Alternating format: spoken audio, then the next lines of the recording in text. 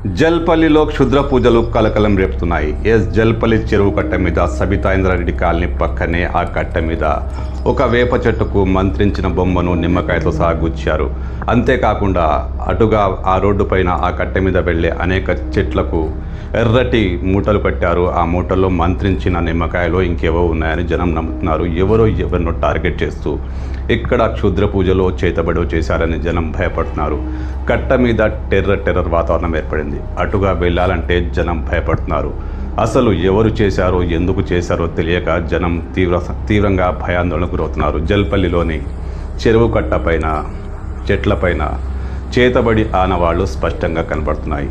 దీంతో జనం భయంతో బిక్కుబిక్కమంటున్నారు. అటు వెళ్ళాలంటేనే భయపడుతున్నారు. తమ వాట్సాప్ గ్రూపుల్లో ఒకరినొకరు అలర్ట్ చేసుకుంటున్నారు. చేతబడి లేదు, దయ్యం లేదు, అలాంటి క్షుద్ర పూజలు లేవు.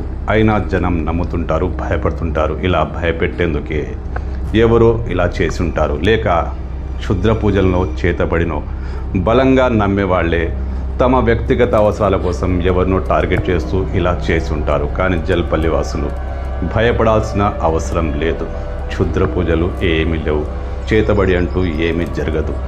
అదంతా వట్టి ట్రాష్. అలా వెళ్ళేందుకు అటువైపు వెళ్ళేందుకు భయపడాల్సిన అవసరం లేదు. ఇలా ఎవరు చేశారో ఎవరు చేస్తున్నారో తెలుసుకునే ప్రయత్నం ఖచ్చితంగా చేయాలి.